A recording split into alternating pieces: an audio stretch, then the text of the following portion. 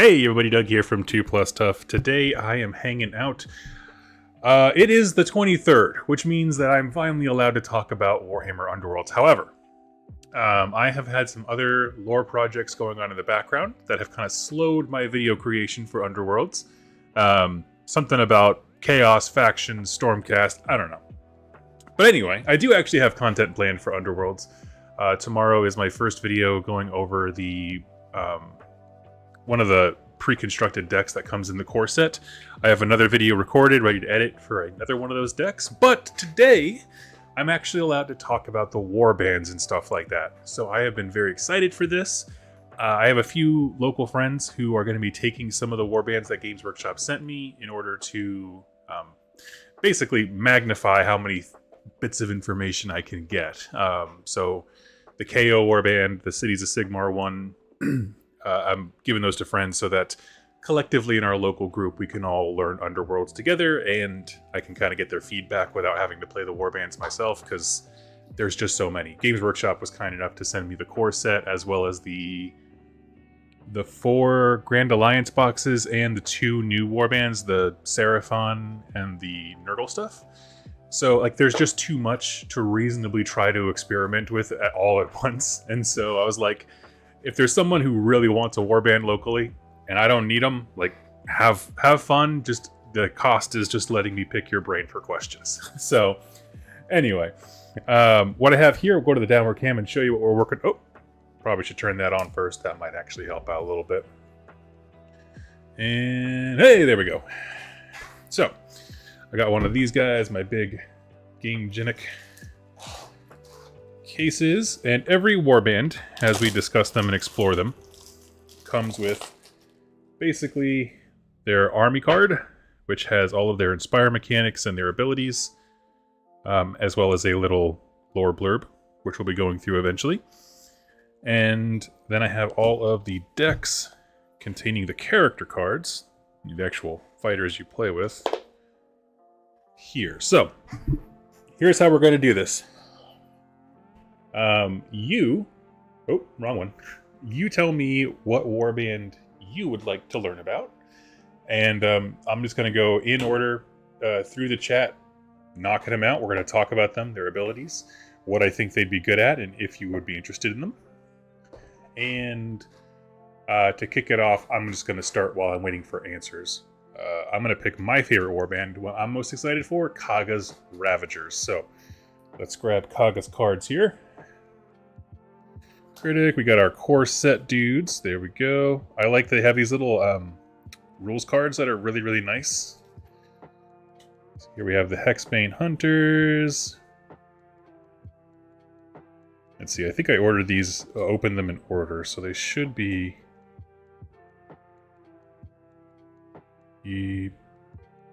Are you a Khagra Ravager? No, you're one of the corn guys.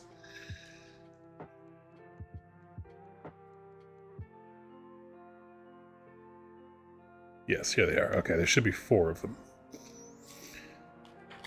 This sounds right. Razik, Kragan, Zarshia, and Khagra. Khagra, sorry, with an R. So we'll start with the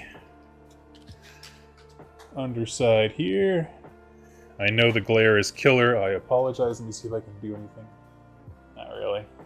Nah.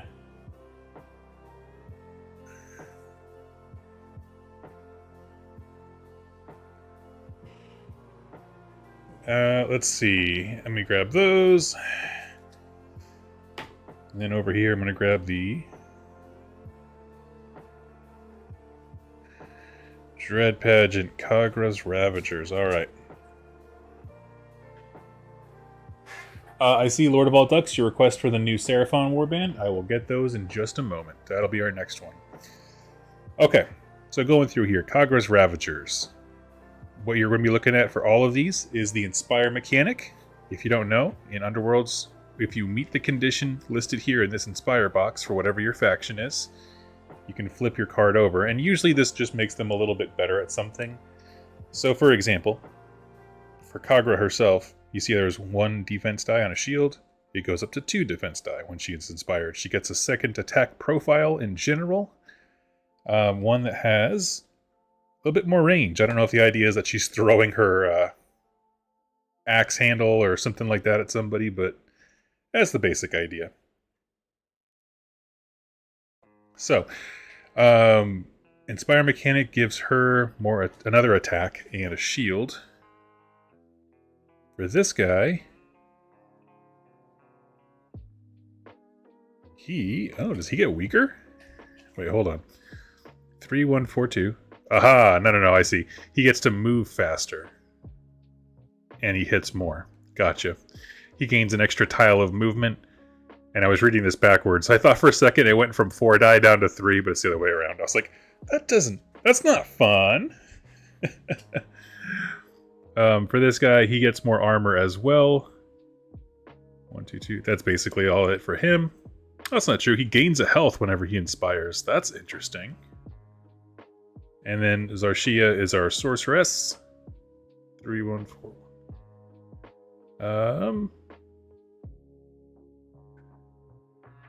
2, 2, 1, 3, 3, 1. Actually, I don't see much of a difference here unless... Give me 1 second here. Oh, I see. When she inspires, her attacks gain a special effect. Gotcha. So now she can hurt armor and that kind of stuff with a ranged attack. That's cool. So, how do we inspire them? Grievous. Thank you. That's the word I was looking for. After the last action step in a battle round, if there are 2 or more desecrated treasure tokens, inspire each friendly fighter. I like it. So, it sounds very pass-fail.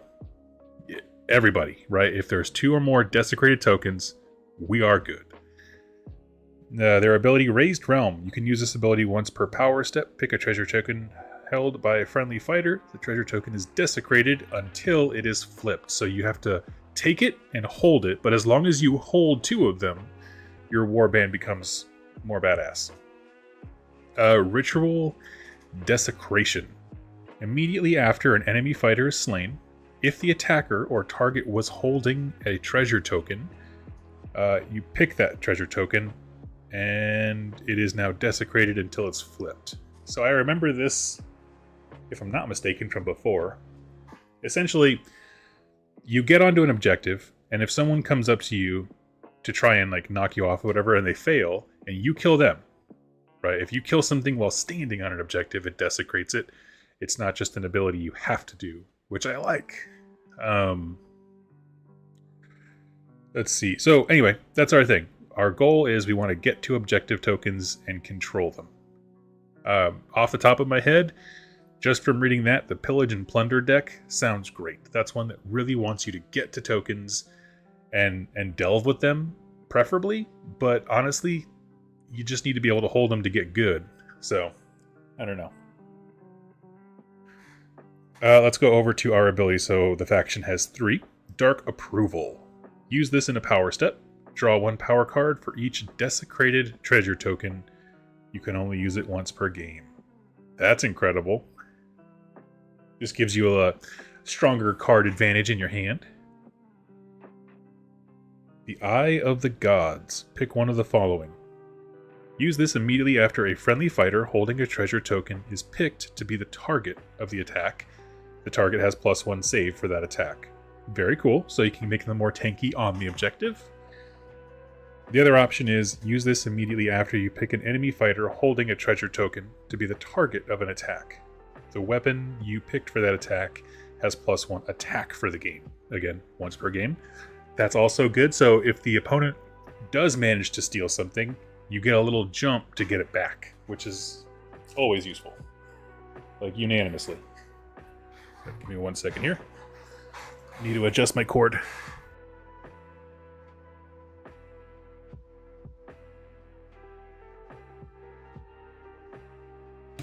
Oh, there we go. My mic cord was kind of getting wrapped around. Next is Ravaging Advance. Use this in a power step. Pick a friendly fighter. Push that fighter a number of hexes up to the number of desecrated treasure tokens. That push must end on a treasure token and or adjacent to an enemy fighter. You can only use this once per game. What's great about this is it gives you a push effect. Push effects are great in this game for positioning. You run up with one, you can use this to either you know, with not your one desecrated token, move somebody else into a position, something like that. It's great. When you only have 4 dudes to work with, being able to yeet one across the board between his speed 4 when he's inspired, but 3 when he's not, and a push effect, he can get to a lot of places, I believe. So I'm pretty impressed with this. Khagra's Ravagers walk the path to glory, daring damnation for immortality. Yeah. So from what I've seen from the 4 decks, the one that I'm going to start learning these dudes with is Pillage and Plunder. Run up. So they want to go T-pose on the objective. Yes, exactly right. That's exactly right. I want to go T-pose. Oh, man. Or push enemies. Well, this one says pick a friendly fighter. So the last ability, if that's what you mean, Raging Advance, you have to push a friendly fighter. It has to be a number of hexes equal to the desecrated tokens. You have to land on treasure token and or near an enemy fighter. So yeah, you could end near an enemy fighter, attack them to push them away with the follow through or whatever it's called, and then try to get the objective for yourself. Absolutely. This is the thing. What I like about this is that talking about each warband individually is not super, I don't know, daunting. There's 4 dudes here. Okay, that's it from my thought for Khagra's Ravagers. It's the one that I was most excited to look at. Mainly because I adore the miniatures. The mix of these two in the last edition, because I played when they first came out. It was great because this mix of like good ranged attacks, Khagra is obviously a hoss when it comes to taking damage. It's pretty cool. So, let me go grab the Seraphon one that I promised.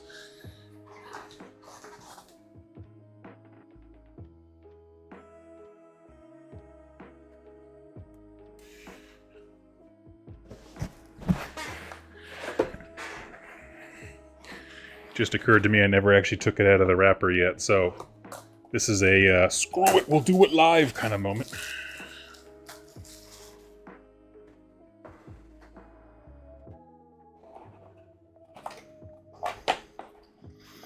Ooh, I almost don't want to paint him. I love that teal. Okay, yeah, there's our box. Fantastic looking mini. Oh, they're chunky. I like it. And then inside every one of them comes this. Our little Who Wants to Be a Millionaire envelope. Has your instructions. And the cards kind of slide around in here, so it's a little awkward to open up. They like slide to the left and the right, the small ones do, so the second you think you got it like pinned to be able to tear it, it like shifts in your hands. Okay, so we have another 4 warriors. The Jaws of Itzl, and then there's like 16 copies that are all in different languages that I don't need.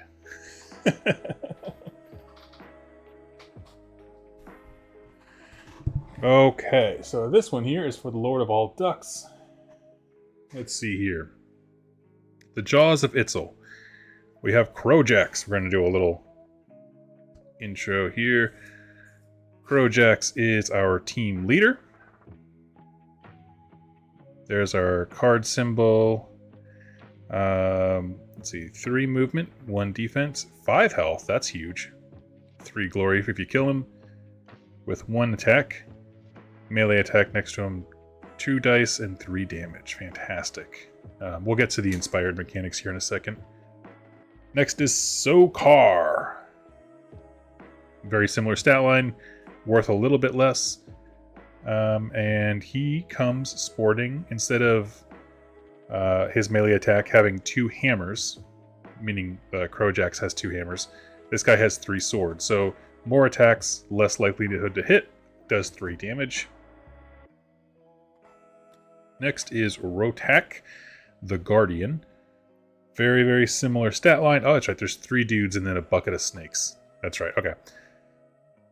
5 health is the big one, man. That's going to be so tough to chew through. But he does come with 2 attack profiles. I assume the long spear gives him the extra hex of range. Let's see. Gorok. Oh man, I just read the comment. That's what. So anyway, interesting. His attacks are both hammers. If I'm not mistaken, hammers are like a 50-50 shot. Someone please correct me if I'm wrong. And then there's Bucket of Snakes, Sotex Venomites. You have 3 movement, which I would have thought they would have given the snakes a little bit more. 2 dodges for the defense, and only 1 wound. So we'll see how that goes. But you get 0 glory for killing it. So this is your fantastic chaff unit. Gives them nothing. So, with our warriors introduced, let's start talking about rules. I'll move it over here so the chat's not in the way. Inspire. After inflicting damage on an enemy fighter in your opponent's power step or action step, pick a friendly fighter, inspire that fighter. So, during your opponent's power step or action step. That's very interesting to me. Inspire damage your opponent's power step or action step. So you would want to have ploys that give you attacks, right? Like that let you make extra attacks. I'm trying to think of other ways to hurt somebody in my opponent's power step or action step. If you have ideas of what I'm looking for, please let me know. Predatory fighters. Use this immediately after an enemy fighter's failed attack if the target was a friendly Saurus and the save roll contained any shields. Saurus is everything but Snaky Boy. So these 3 guys, if you attack them and fail, if any of those fails were a shield and the save roll contained any shields.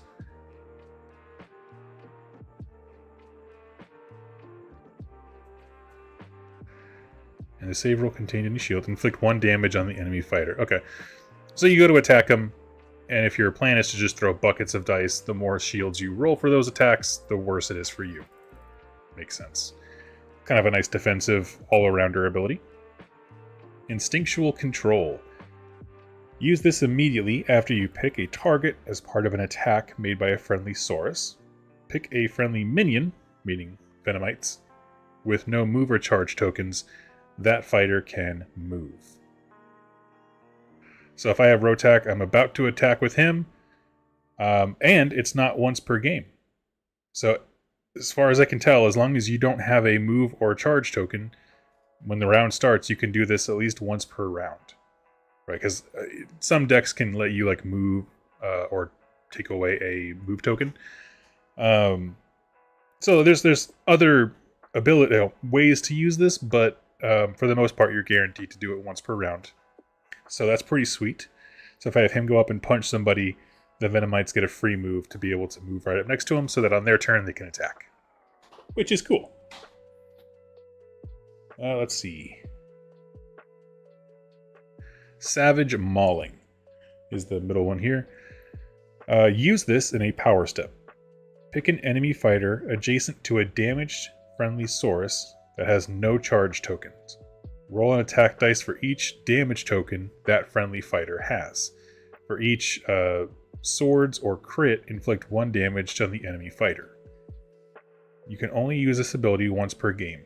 Each time an enemy fighter is slain by this ability, you can use this ability once more this game. So that's fantastic. That's an interesting one. It's a big... I'm trying to think about it. So, Savage Mauling. So, pick an enemy fighter adjacent to a damaged... So when these guys start getting hurt, they can pick someone next to them and roll a dice to see if they punk them. You do some damage. If it kills them, you can do it again. Otherwise, it's a once per game thing. A little swingy. That's my thing. But nothing else about them so far has been swingy in the least, so I'm okay with that. They seem pretty stinking great consistently. Last one here is Obstinate. Use this in a power step. Pick a friendly Saurus. That fighter cannot be driven back until the end of the battle round. You can only use this ability once per game. Fantastic if you claim an objective, or if you want to keep it from your opponent so that they don't score something. Just be like, I ain't moving. You can attack me all you want. I'm not going to be pushed back. It's round wide, so no matter how many dudes they charge into your, we'll say Sokar, he's never going to get driven back, which is great. It's great for capturing, or at least spoiling your opponent's plans to steal them, right? If you know your opponent has a deck like Pillage and Plunder where they have to get to objectives and you're on one, just deny them. I like it. This is going to be very techie, flanking and surrounds. Yes, you're going to have to know a little bit about... Get really good at like move and charge tokens. Like I said, I know there's a deck that lets you move those around. I can't remember the name of it. There's like 6 deck names that are all jumbling around in my brain. But it does make it interesting for them. Lord of all Ducks, is that what you are? Any more questions for me here?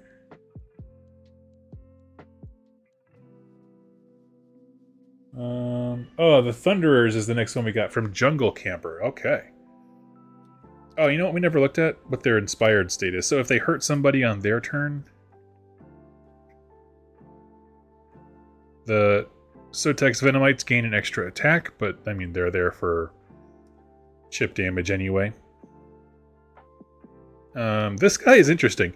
So, as you can see here, when he's not inspired, he has 2 attack profiles. When he inspires, he goes down to 1, but that 1 is devastating. This is like the perfect spear thrust from the movie 300. 2 hex range, 4 attacks with the swords, and 2 damage each. That's gross. But it also means he can attack people very reliably without being in combat with them. So that's neat. Sokar... He gains an extra movement, which is nice, and an extra attack, as well as some special keywords. He's got, again, I'm kind of glossing over these, but these really do matter. If you crit, you'll have all kinds of abilities. People just get more deadly as they inspire. 3-1. Crojax gets more defensive. He gains a defense die, and his attack profile changes dramatically. 1 hex.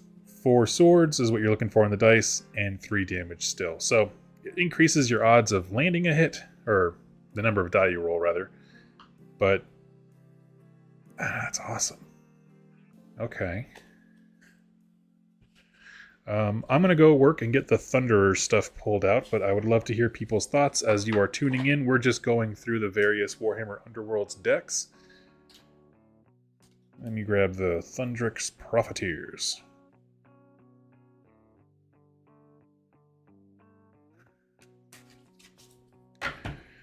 I'm glad I'm doing this because this is actually one of the ones I'm giving away to a friend.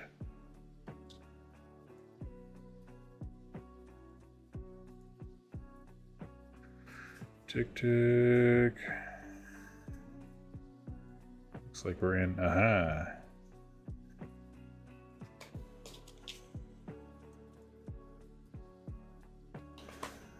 Okay. So for Thundrik, we have the man, the myth, the legend himself. Get that out of the screen a little bit more. Lund, Enrik, Garrod, and Khazgan. With our powers combined, we stand 4 feet tall. Okay. Let's see.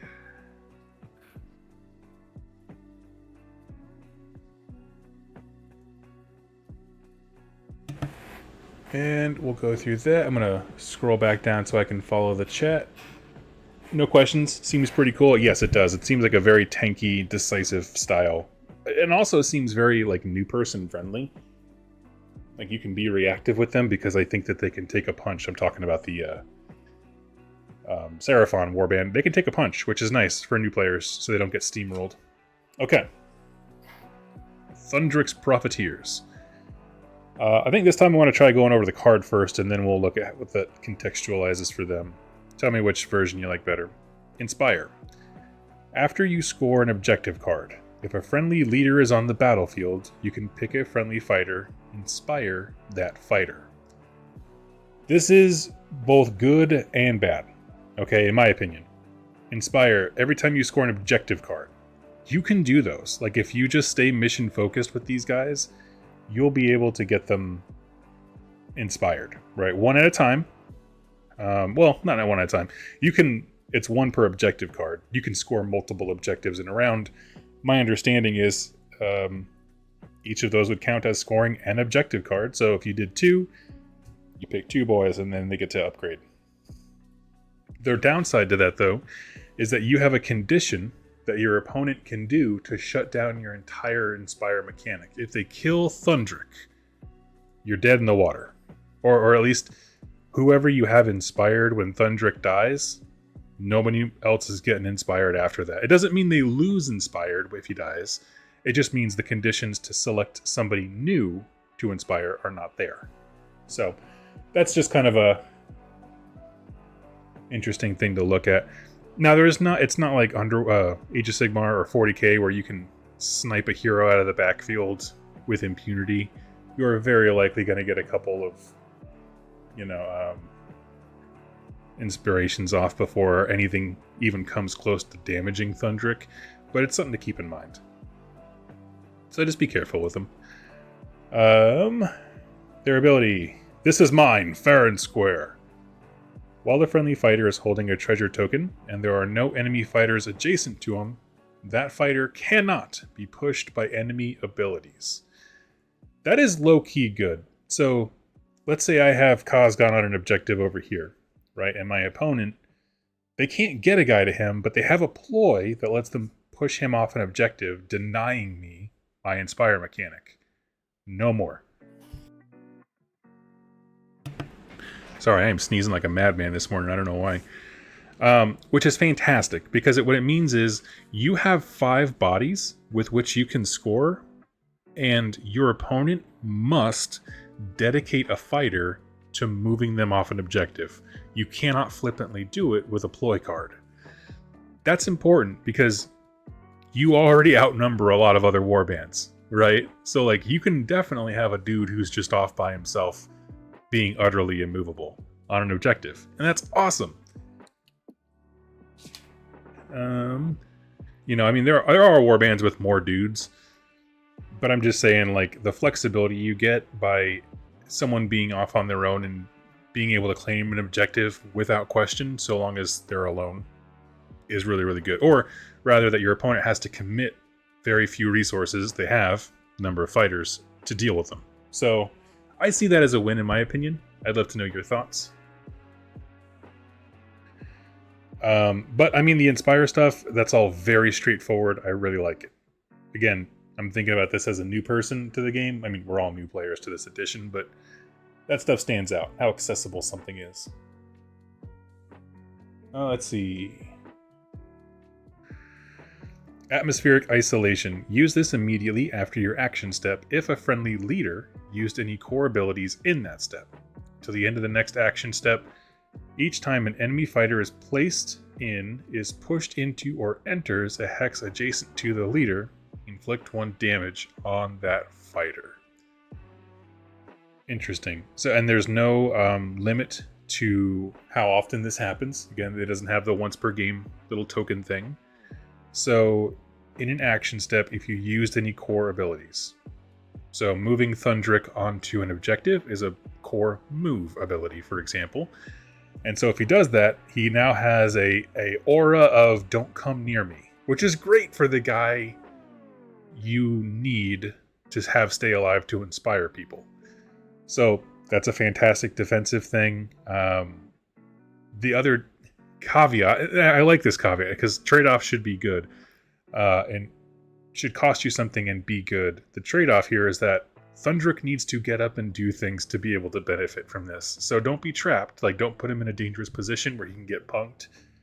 But it's a little bit of shielding to get him up there and moving so that you can inspire folks, which I do like. Give me 1 second here.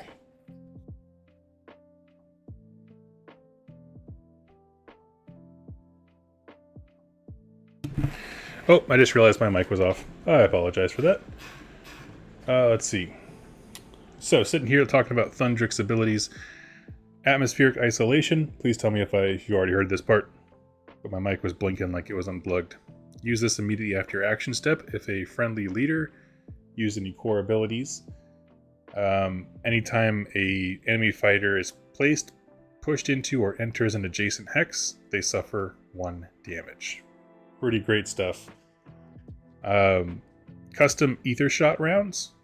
Use this immediately after you pick a ranged weapon as part of an attack. Literally every one of them has a ranged weapon. Okay, good to know. That weapon has +1 range and +1 attack for that attack. You can only use it once per game. So who's got the best gun? I would imagine Lund. He's got the longest range for sure, with 4 hexes. He hits on 2 hammers, and he only does 1 damage. So that's the thing. They're not really crushing it with the damage, but it is like a sniper round. So that's pretty cool. I could see that being useful, certainly for Lund, as well as Thundrik himself, to be honest. +1 attack would be great there. Also Enric. Yeah, he's got the machine gun. Pretty sweet. Hail of Ether Shot. Use this immediately after a friendly fighter's ranged attack if they have no move or charge tokens. That fighter attacks again using the same weapon. The target of the attack must be different to the target of your first attack and must be within 2 hexes of the first target. You can only use it once per game. So if you have 2 enemies that are near each other and you attack one, you basically once per game can attack his buddy right next to him. Fantastic for sure. Let's see. Last one here, buy the code. Use this in a power step. Pick a friendly fighter. Push that fighter up to 3 hexes. That push must end on a feature token. You can only use this ability once per game. There's no downsides there. The no pushing thing, if they're by themselves, only affects enemy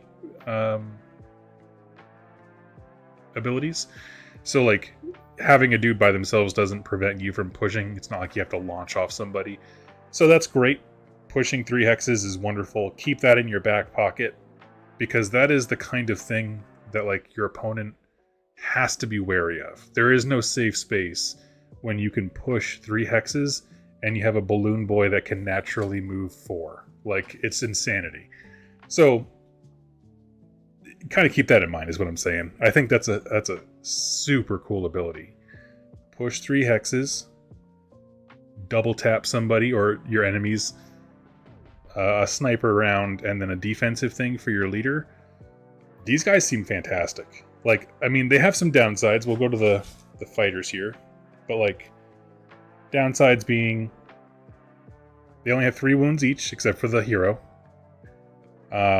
Defensively, they're not the greatest in the world. I mean, they're also not the worst. I feel like they're up there with Stormcast. A lot of them have 1 shield, so, I mean, whatever. That might be old information. When they inspire, they gain some special effects to their weapons. And Thundrik gains movement, which is awesome. I like that quite a bit. Let's see.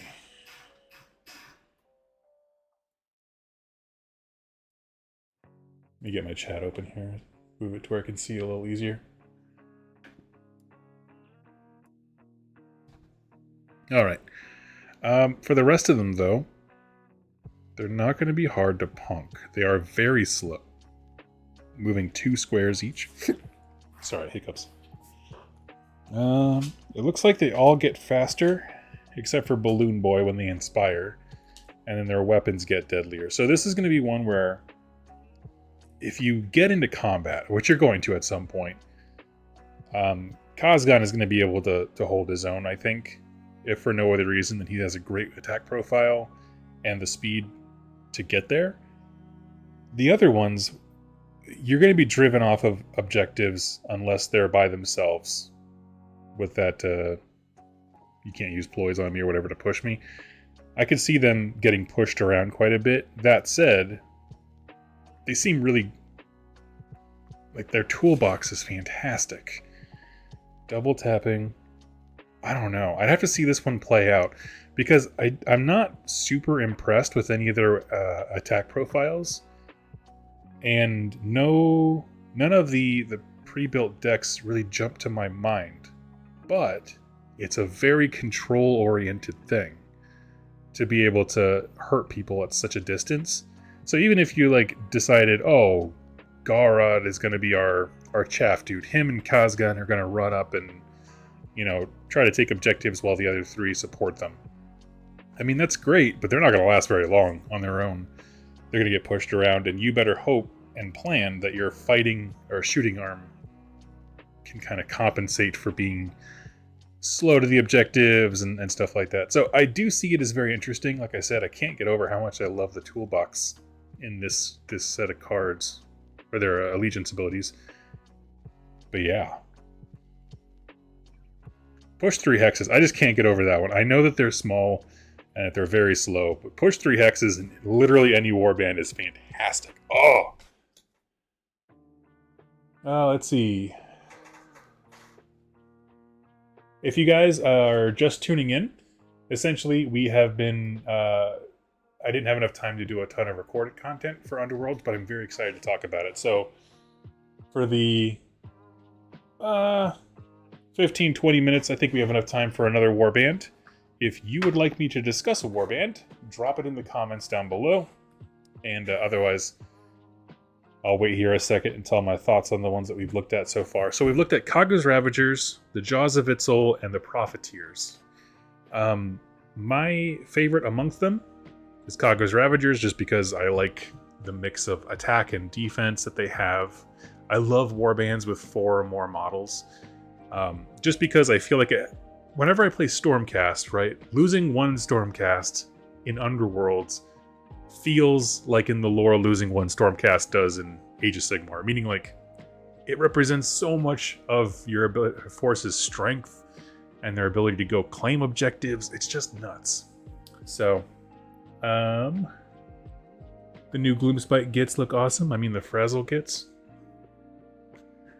Oh, the new models they just previewed? Yeah. Yes, they do. Let's see.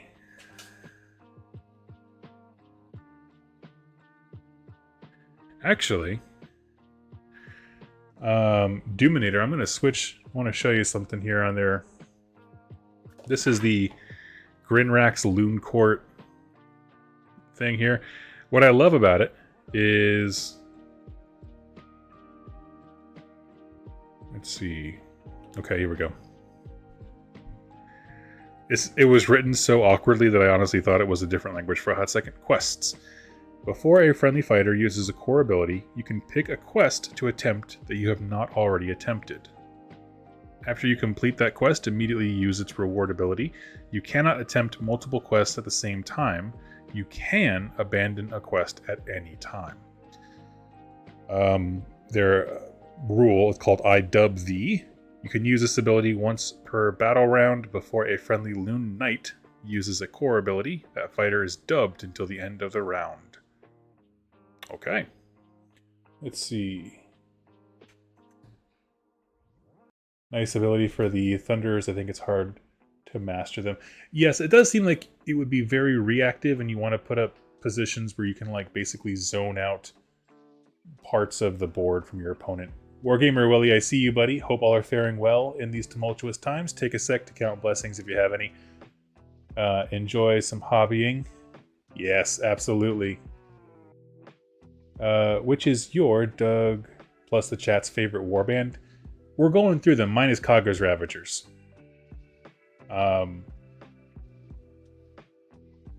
Questor Soulsworn. I think that's Warcry. We're talking Underworlds right now. But yes, I like those guys quite a bit. Okay. Back here. So for example, quest. Conquer the Realm. You complete this quest after an action step if your warband holds 2 or more treasure tokens and holds more treasure tokens than your opponent's warband. And so you're going to pick a guy to fight. Let's say we pick one of our knights, and before he does his action, I'm going to say, quest. We have conquered the realms or whatever. If I think that that knight is going to, this round or maybe the next, tip me over into achieving it. That's the basic idea. So you're kind of doing the ultimate, like, called it. You're just trying to, you know, what's it? The Secret, the book, where you just kind of put it out there into the universe and then let it manifest. The reward, if you achieve that, you can inspire a friendly Loon Knight. If a dubbed friendly character is holding the treasure token when you complete this quest, you can also inspire your leader and then draw up to 2 power cards. So let's get these knights out here, okay? Because these are fantastic. You have to be able to deliver on them once you call them. But if you do, that is a massive reward. Inspire your hero, draw cards. Let's see, where did I put them? Spawn Maw. Oh wait, did I not grab their cards yet? I don't know if I opened the destruction one, come to think of it. No, I had to have. How would I have gotten that?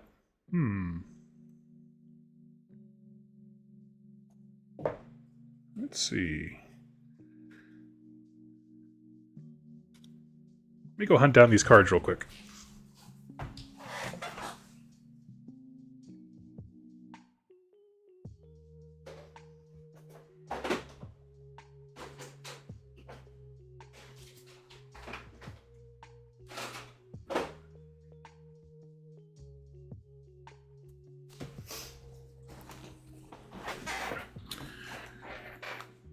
Bummer. Where did I put them? Let me see. Might have moved them to a different shelf if they got too full.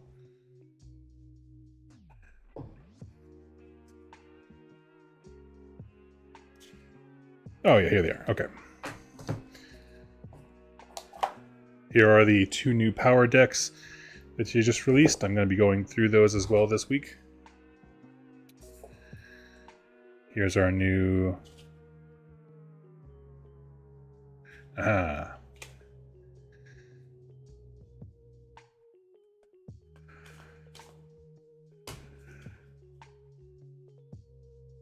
Just making sure I didn't miss anybody. There's a bunch of little guys in here. All right.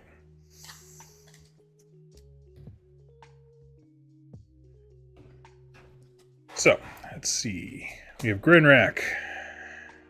These guys are going to be like the dwarves in that they are impressive only together and not in a vacuum. So, you know, fairly slow. Not as slow as dwarves, but pretty easy to kill. Grinkrak has 3 wounds. Interesting. Grib has 4 because he has a squig rider that he's going with. What's the name of the... Looncourt Knight. Okay, so this little spear that it's like a spear going through a moon, but it kind of looks like a halberd from a distance. That's what a knight is. Which is interesting because Grinkrak is not a knight. You're a knight, you're a knight, you're a knight. Everybody but him has that symbol. Again, stat lines across the board. Basically 3 inches of movement. Not a lot of ranged attacks. You just have at least 3 pretty basic bros. You have one guy that's cool because he has like a squig tied to a stick. I like that as a weapon. Odd thing here though is that its range does not look like a speared weapon. For a lot of the other ones, if they have a spear, it's like a 2-hex kind of attack. And he doesn't do that when he inspires, so that's interesting. And then there's Skulko and Pronk, who he is essentially, I don't know how well you can see it, but this is a shield with a prong on top. And then they have a slingshot and they are firing squigs at people. Has a 4-hex range, which is great. Most others have 1 or 2s. Snorbo has a 3-ranged ability. And his attacks get meaner as he inspires, which makes a lot of sense. So, if you complete a quest, right? Yes, so when you do... Before a friendly fighter uses a core ability, so that'll be during your turn, pick a quest you have not attempted. After you complete that quest, receive its reward. Once per game, you can dub somebody, and so there's just extra bonuses if you do the fulfillment with a dubbed character. Oh man, that's a lot to keep track of. So there's going to be a lot of quests going on that you're like, okay, have I achieved this, yes or no? And then in addition to that, you're going to be dubbing characters, and if they are the ones who achieve X quests, you get a bonus reward, which are kind of over the top. I don't dislike it. It just seems like more to keep track of that I'm not super interested in, if I'm honest with you. Like, as opposed to like the despoiler token on objectives for Khagra's Ravagers, there's really nothing to keep track of for the Jaws of Itzl or the Profiteers. This seems very control focused, which I like. Lots of bodies, disposable ones. But yeah. Okay, next one. Quest, go forth and wallop. If you pick this quest, dubbed friendly fighters have +1 move for the rest of the game. You complete this quest after an action step if there are 2 or more friendly fighters in enemy territory. Interesting. Reward if you are able to do that. After an action step if there are 2 or more friendly fighters in enemy territory. That seems super easy to do, actually.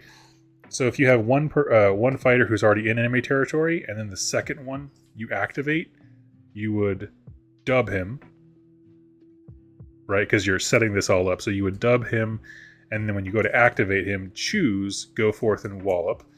And then during that turn, you would then move into enemy territory, and then you would get this. So that's one it's very easy to set up, contrasting with the first one, to get your dubbed character there. So if your reward for doing that, you can inspire up to 2 friendly Loon Knights. If your leader is in enemy territory when you complete this quest, you can also inspire him. So I think the inspiring Loon Knights is frankly more valuable.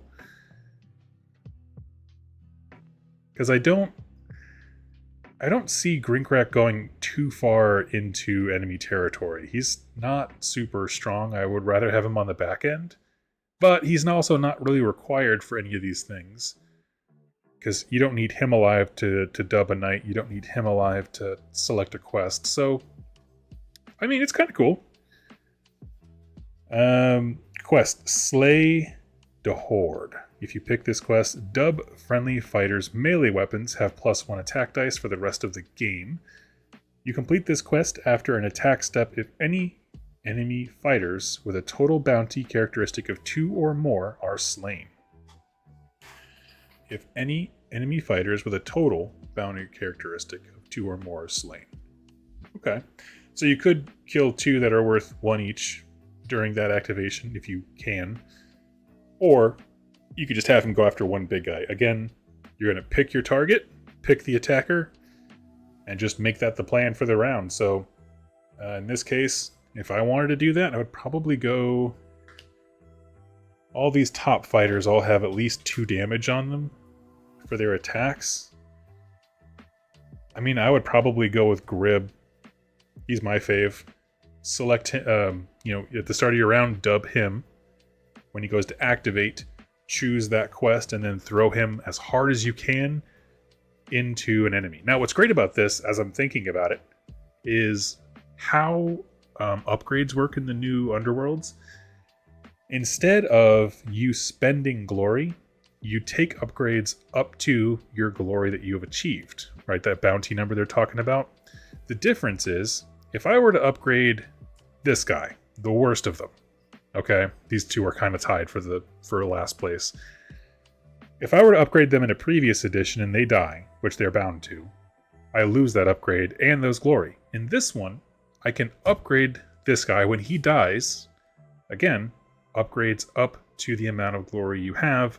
I can now upgrade him with that same glory. My point is that over the course of the game, as you're achieving things, be upgrading your heavy hitters to put them in a position that when their turn comes and you choose their quest, Grib, in our example, could already have upgrades on him that let him do more attacks or, sidestep or do whatever to make him more dangerous. So that's an interesting thing to think about. Maybe put speed upgrades on the little guys to rush them up forward to get that go forth and wallop thing, and then when they die, which they inevitably will, all of the stuff that they've earned now comes back to the heavier hitters. So that's interesting. We already did Slay the Horde. Slay the Scary Thing. I like that. If you pick this quest, for the rest of the game, dubbed friendly fighters' melee weapons have Grievous.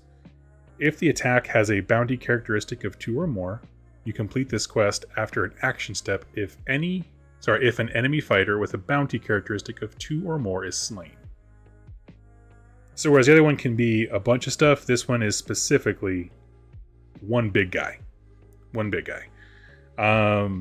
Your reward, you can inspire up to 2 friendly Loon Knights and your leader. What's great is that there's no optional... your dubbed person that round gets Grievous. Like there's a thing you get for setting up the right dubbed character, but there's no conditional thing on the reward. Like it's not like if this character does excess damage, then you can do something. It's a pure pass or fail, which I do like. I would love to know your thoughts. This, to be honest, this seems like a lot of tracking because you're either tracking the quest or tracking the bonuses that going on the quest gives you. So like, whatever fighter is dubbed the round you do go forth and wallop has +1 move. Okay, well now you need to remember that and communicate that to your opponent. It's not a bad thing. It's just one that I would say it requires a little bit more forethought than the others. I think that's probably fair to say. But in terms of control of like getting out there to various objectives, again, it's gonna be a very control-y game. I was expecting there to be a lot of debuffs in this, but this is like a Flesh Eater Court's warband come to Underworlds, where everyone thinks they're doing these grandiose things, and you essentially want to gamble on these little maniacs achieving something when honestly they might not. So I love it. It's silly. What's interesting is that this is the only way that they can inspire. So it's a very specific conditional inspire. I feel like someone's going to be a really good player and absolutely crush it with these guys once they find the right rival deck combo for them. I will not hesitate to say that I think it's above my personal mental acuity at this moment in time without having gotten a whole lot of games in. And let's see. You just come up here. We'll hang out and chat for a bit. Let me know what you'd like to see next. Are those the Goblin Knights? They do look awesome. Yes, they do. I also have Khagra's Ravagers. Some really cool lore behind them. The 2 sisters vying for power between them. Yes. How do Blackpowder's Buccaneers play? Ooh, let's take a look. I don't know if I'll do the full detail on that. I'm going to hop off here pretty soon, but we can look at them to get a sense of what they're like. Answer your question.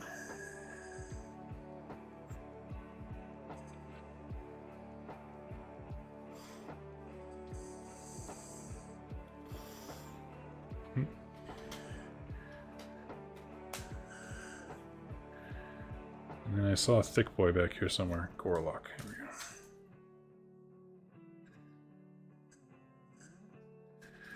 I believe I have them all. So we have our ogre, a monkey with a shiv in his tail, 2 little grots, and a bird. I think that's all of them. I think there's 5 in that warband. If not, it's just another little guy. So, looks like we have a bunch of chumps that are all worth 1 glory, and then Thick Boy here has 8 wounds, which is brutal for this game. What's interesting as I look at these guys up front is a lot of their attacks have... let's see... Hold on, I need my rule book to translate the special rule abilities.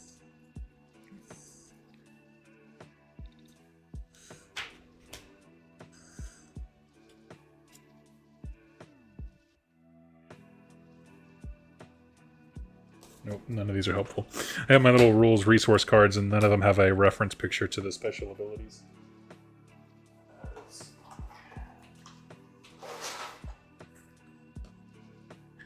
I want to see what these little monkey and bird attacks do.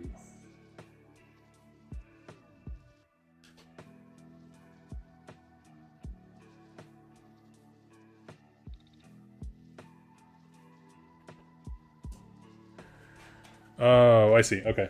No wonder I can't find it. Okay, so they have a unique icon. All the little guys on their weapon. Oh no, he has two. Let's go into it. So Inspire. After you remove your third or subsequent swag token, inspire each friendly fighter. So this is an all or nothing.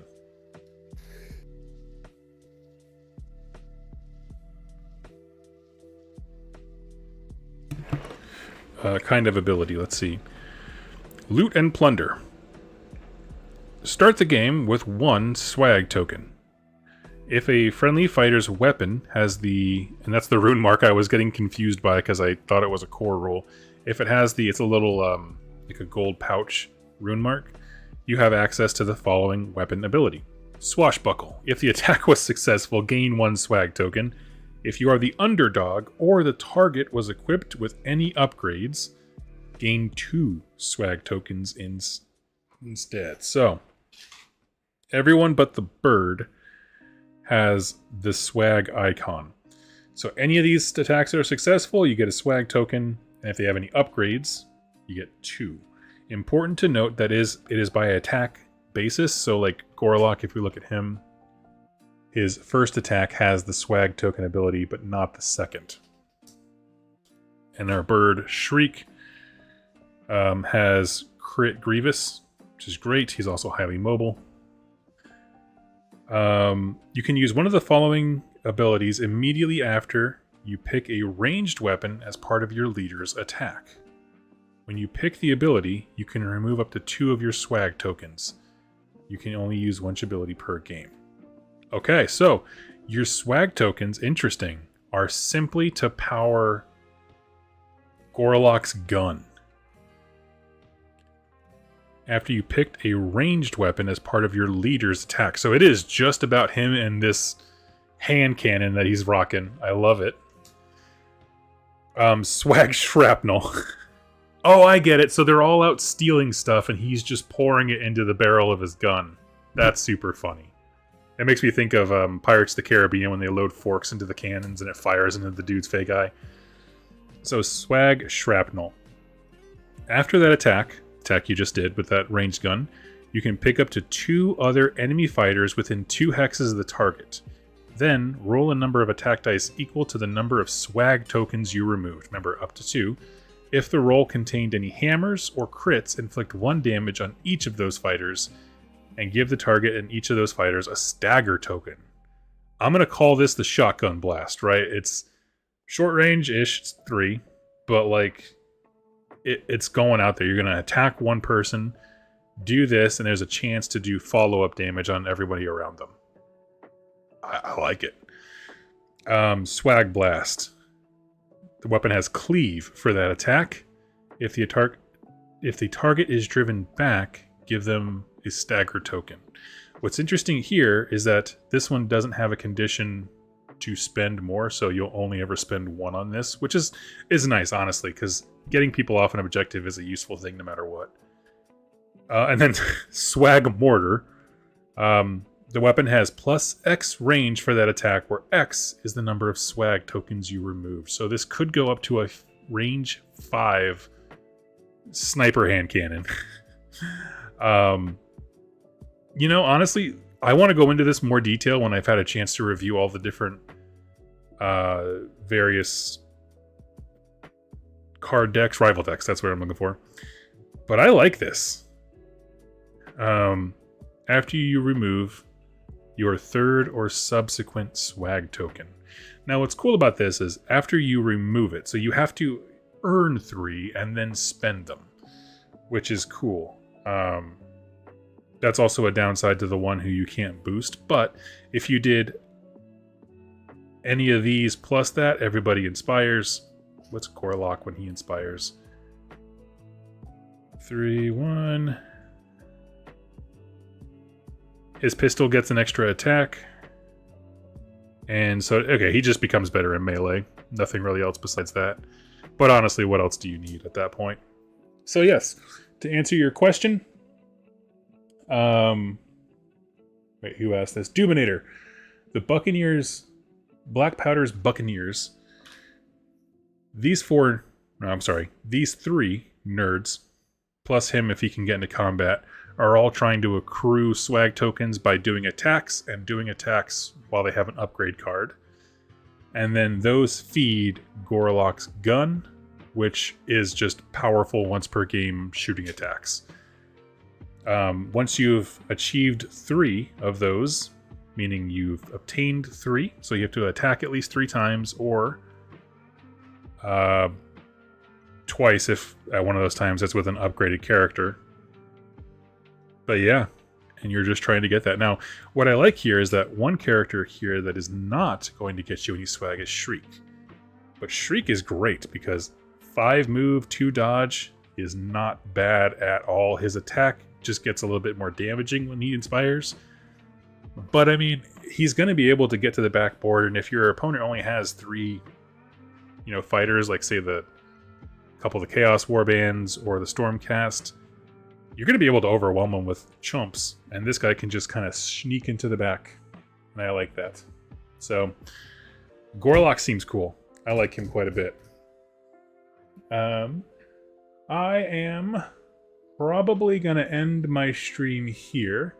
Not for a lack of wanting to, but because I'm going to go meet my mom for a farmer's market this lovely day.